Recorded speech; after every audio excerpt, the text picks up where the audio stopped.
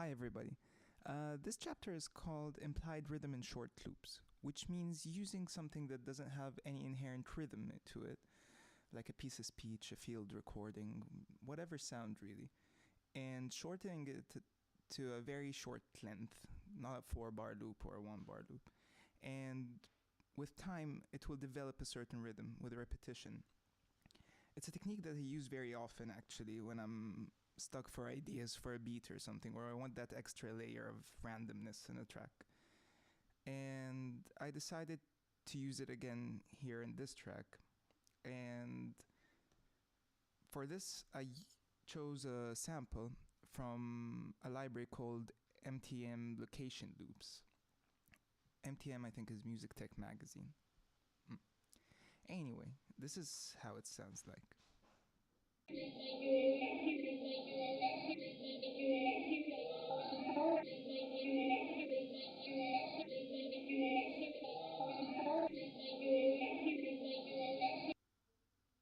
So it's basic. It sounds like a reverse speech or something like that, but it's pretty long, like for the purpose of this exercise. So what I did is edited it quite a bit. Here, you can see I applied the transposition envelope, which is unlinked, and it goes through 4 bars of changes. And then I chose only this bit here, which is about 2 beats, 3 beats. And that just repeats throughout all this section. And then with a little bit of effects, a beat repeat with pitch decay and normal decay, like volume decay, a flanger, an EQ3. The reason I used an EQ3 is just because I wanted to get rid of the low end completely. And the compressor, which is chained to the kick. And this is how that sounds like on its own.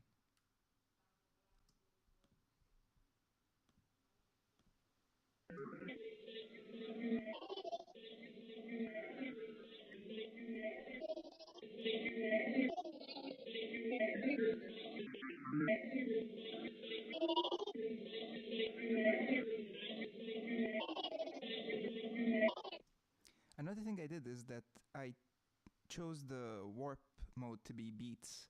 I preserved every 30-second though. And that I like that because it gates it a little bit. It's what gives it this glitchy effect. In addition with the beat repeat, it makes it a bit interesting. For example, if I change it to 1/8, you'll see the difference.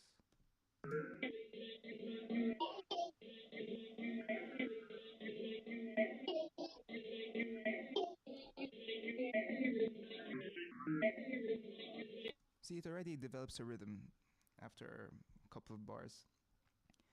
But it doesn't make much sense on its own. So let's listen to it in the context of the song.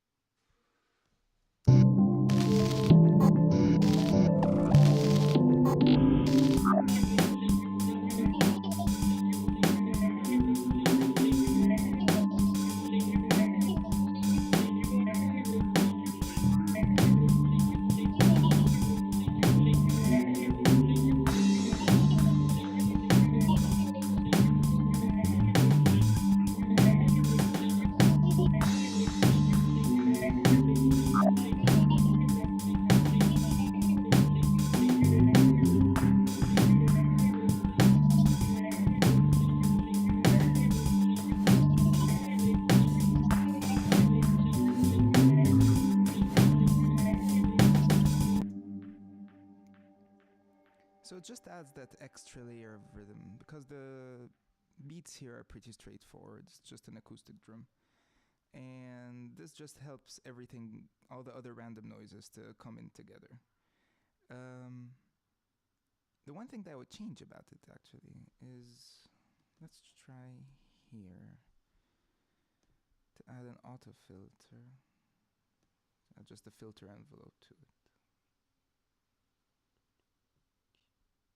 Here.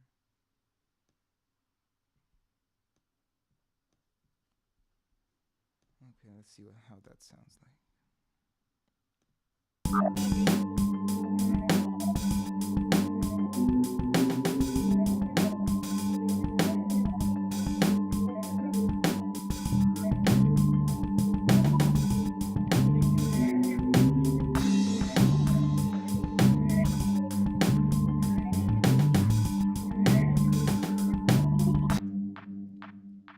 it a bit better. It still needs to sit in the mix better. And I think it could do with a little bit of volume automation, because it's too static like this. Anyway, but that's the main idea. You can basically use any sound and you can get pretty interesting results with this technique. So that's it for today. I'll see you tomorrow. Bye.